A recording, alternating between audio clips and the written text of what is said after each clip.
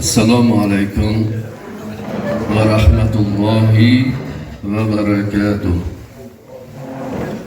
Azizlar, albatta bugun bizni oilamizda nihoyatda xursandchilik kun. Men hech qaysi o'tirishda, hech qaysi majlisda bunchalik ta'sirlanmagan. Dunyoda oshiqlar ko'p bo'ladi. Bu hozir bu kishini aytgan nahtlarini hammasi Allohga oshiq bo'lgan Maftunquli hazratlari, Hazini hazratlarini ulug' so'zlarini yetkazdilar. Bu oshiqlarning so'zini so'zlashlik nihoyatda qiyin. Bu oshiqlarning so'zini kuyga solib aytishlik nihoyatda qiyin. Lekin men xursand bo'ldimki, bu oshiqlarning so'zini eshitishlikka biz muvaffaq bo'ldik. Mana shu yerda qolib oxirida shu bir 10 ta g'azalni aytdilar. Men ko'zlarimdan yosh keldi, to'xtata olmadim. Alloh rozi bo'lsin bu kishidan. Oshiqlarning ulug' so'zlarini bizlarga yetkazib berdilar. Ular kimga oshiq? Ular Allohga oshiq. Ular kimga oshiq? Ular Rasulullohga oshiq.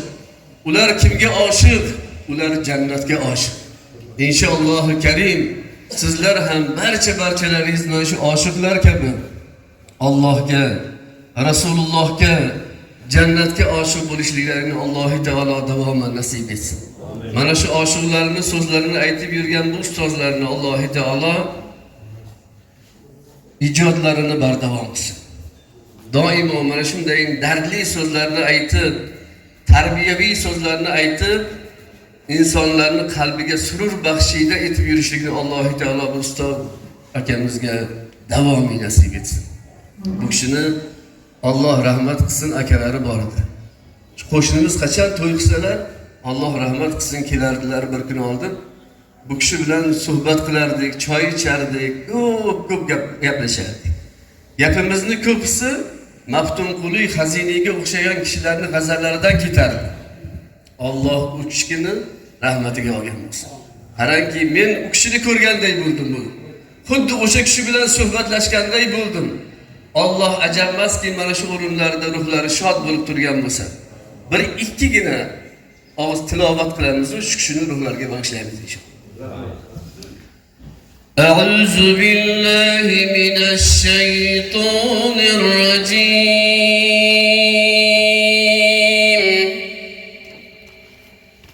بسم الله الرحمن الرحيم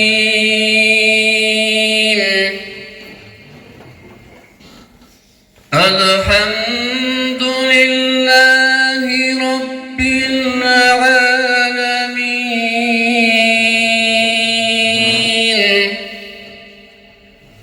الرحمن الرحيم مالك يوم الدين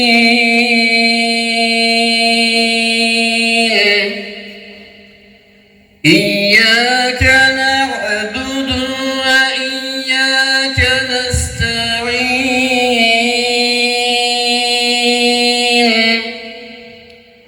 اهدنا الصراط المستقيم صراط الذين أنعمت عليهم غير المغضوب عليهم ولا الضالين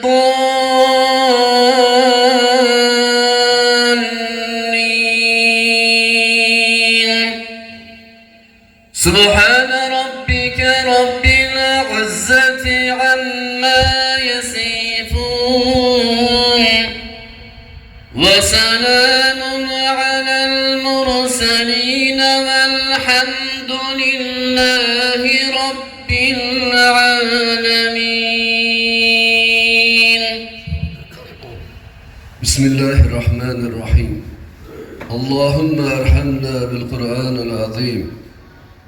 اللهم تقبل منا هذه التلاوة القرآن ودعاءنا يا ربي مولانا إنك أنت السميع العليم. Parvardigor, muciz kalomingdan tilovat qildik, eshitdik, somi bo'ldik. Ulug' majlisning oldida ham, eng oxirida ham seni zikr qildik. O'zingning muciz kalomingda shunday xabar bor. Azkuruni azkurukum. Ey bandalarim, agar sizlar meni zikr qilsanglar, men ham sizlarni zikr qilaman deydi. Agar sizlar meni eslasanglar, men ham sizlarni eslayman deydi.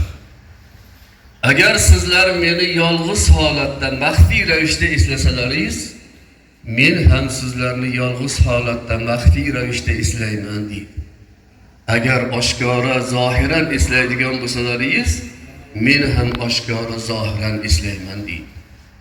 Agar sizlar jamoatda bo'lib, bir jamoatda meni eslaydigan bo'lsalaringiz, men ham sizlarni jamoatlaringdan da afzal bo'lgan farishtalar jamoatida men sizlarni eslayman deb Alloh marhamat qiladi. Alloh taolo mana shu ulug' kunlarda qilgan duolarimizni, iltijolarimizni, o'qilgan Qur'oni Karim ihsonlarini dargohimga qabul et. Hosil bo'lgan savob va samoratlarni darajotidan butun dunyoda o'tgan payg'ambarlar, xosatan payg'ambarimiz Muhammad sallallohu alayhi va sallamning ruhlariga, ashab-ı ikromlar, tabi'in, tabi'in, azvoji mutahharat onalarimiz, barchalarimizni bu foniy dunyoda kelishimizga sababchi bo'lgan darig' va tuproq ostida muhtoj duo bo'lib yotganlarimizni Allohim rahmatingga olgin. Xosatan mana shu ustoz, san'atkor Rahmatjon aka Qurbonovni Allohim rahmatingga olgin. Mana shu Qur'oni Karimni ruhi bilan, nuri bilan qabrlarini munavvar etgin. Qiyomatgacha yotadigan uylarini, yer ostidagi uylarini jannat bog'laridan qilgin. Mana bu kelajak avlod ukalarini Allohim iqbollarini bergin. Martabalarini bergin. Bularni yo'llarini bu kishiga bergin. Alloh taolo nimaiki murod, nimaiki maqsad, nimaiki orzu bilan mana shu yerda qo'l ko'tarib turganlarimiz bo'lsa, o'ylaganlarimizdan da ziyodasini Allohim o'zing ato qilgin. Shu to'yda qaysi sohada xizmat qilganlar bor, oshpazlar bor, choyxonachilar bor, tasvirchilarimiz bor, san'atkorlarimiz bor, so'zga chiqqanlarimiz bor. Shu yerda mana shu insonga muxlis bo'lib turganlarimiz bor. Alloh hammalaringizni murodlaringizni bersin. Yer va osmon balolaridan panohida asrasin. Allohim bu hofiz akamiz safarda turibdilar. Safarlarni Allohim xayrli qilgin, barakotli qilgin. Musofirchilik shahri, g'ariblik yurtida bo'ladigan muomalatlarga o'zing hamrohi yo'ldosh bo'lib, sog'u salim holatda vatanlariga, oilalariga qaytib bormoqlarni Allohim o'zing nasib et. Va sallallohu ta'ala ala xayri xalqihi Muhammad va ala alihi va ashabihi ajma'in bi rahmatika ya arhamar rohim.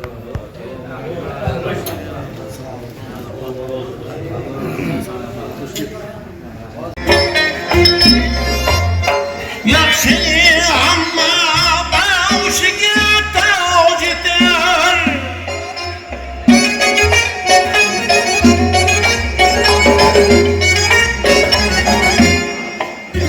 suhbatiga hammani muhtoj etar.